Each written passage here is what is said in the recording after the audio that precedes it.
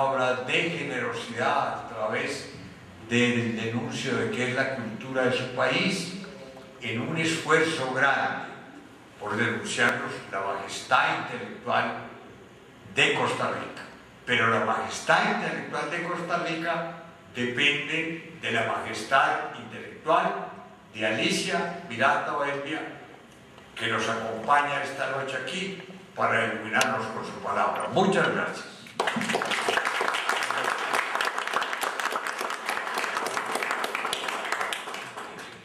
Les agradezco a ustedes, miembros del público, su presencia hoy.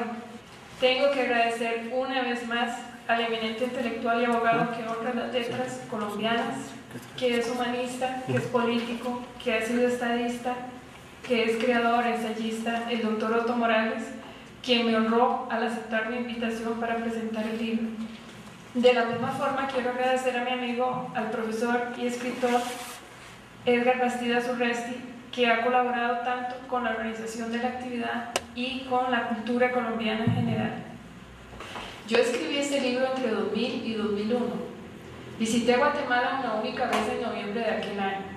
Allí busqué a mi manera, como se examina cuidadosamente un muro en el cual las descripciones grabadas se hubieran desteñido por la intemperie, aquellos puntos geográficos cuya referencia conocía solo por mis lecturas, que me permitieran entender un poco mejor aquellos acontecimientos sucedidos varias décadas atrás.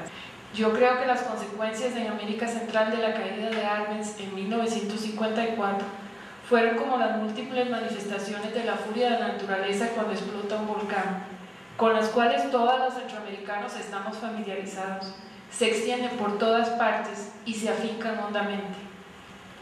Mi humilde impulso al escribir este libro fue animado por el deseo de que, en última instancia, los seres humanos que poblamos el istmo centroamericano, así como el resto de los latinoamericanos, podamos llegar a crear la historia que definitivamente merecemos. Muchas gracias.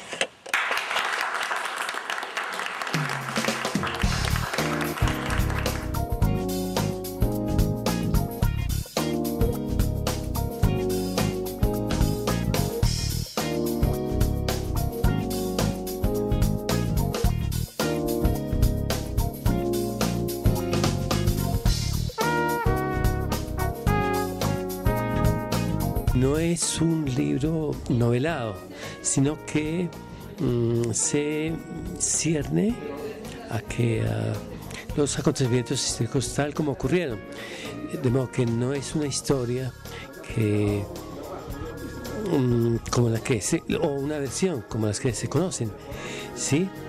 Acomodadas, o una visión, un punto de vista unilateral, ¿no? O parcial. De modo que ese es el mérito de este libro, ¿no? Como una contribución a un conocimiento más real de la caída de Arbenz en el año 1954. En ella encontramos, en primer lugar, una escritura muy clara, ordenada, con una adjetivación muy limpia, muy pura, muy noble para la calificación de los análisis críticos. Tiene una virtud, y es que es ensayista, y el ensayista profundiza, busca de las diferentes modalidades de lo que está estudiando para poder tener una relación clara de qué quiere decir, cómo lo quiere decir y qué quiere transmitir. Ella tiene todos esos valores.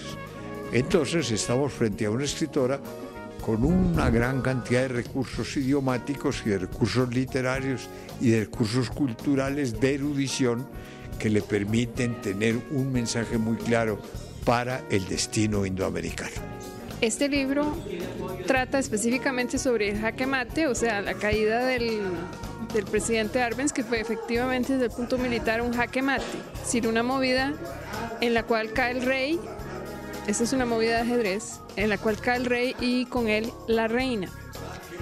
Se trata de un análisis de la caída de Arbenz desde la perspectiva de la historia centroamericana, específicamente desde Costa Rica. ¿Por qué? Porque la caída de Arbenz tuvo repercusiones en toda el área centroamericana y más. Por ejemplo, aquí en Bogotá hubo manifestaciones que fueron reprimidas ferozmente por Rojas Pinilla, que creo que era el que estaba entonces. Es decir, los estudiantes bogotanos salieron a las calles a protestar porque había caído Arbenz.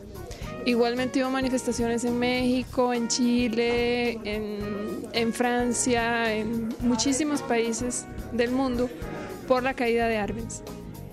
¿Cuál fue mi interés? Primero, presentar una crónica de lo que había pasado con una cierta ironía, es decir, con la perspectiva que da el paso de los años, porque los términos que se usaban en esa época, los calificativos que se le daban al presidente Arbenz, han cambiado, es decir, los vemos ahora con una cierta mirada irónica, que es la mirada que da el paso del tiempo y el descubrimiento de condiciones históricas que han cambiado.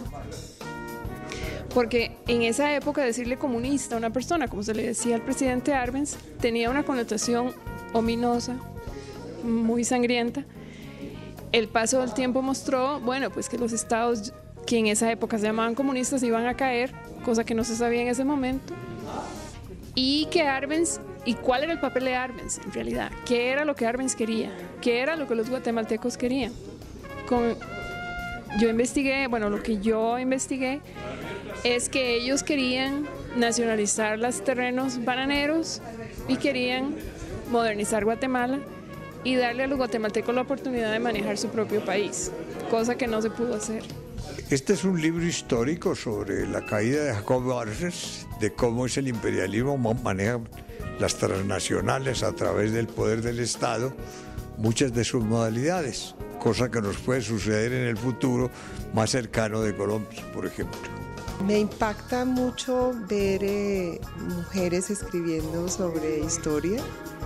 Yo no sé mucho de historia, pero la verdad es que hacer ese ejercicio de disociación, siendo una persona parte de esa historia y poderlo describir, me parece un gran valor, porque está tratando de no influir en la percepción del lector, sino mostrarlo de manera que cada persona se pueda hacer su propio juicio. Eso me parece un ejercicio interesante y difícil. Por el otro lado, el comentario acerca de la obra, pues sentí que estuvo muy enriquecido porque se contaron muchas historias paralelas y cosas que explicaban muchos de los momentos que están relatados en el libro. Nosotros los latinoamericanos merecemos una historia diferente, una historia que nosotros podamos manejar con nuestras propias manos y darle las mejores oportunidades a todos los latinoamericanos. Ese es un problema que nosotros tenemos y que no hemos resuelto realmente.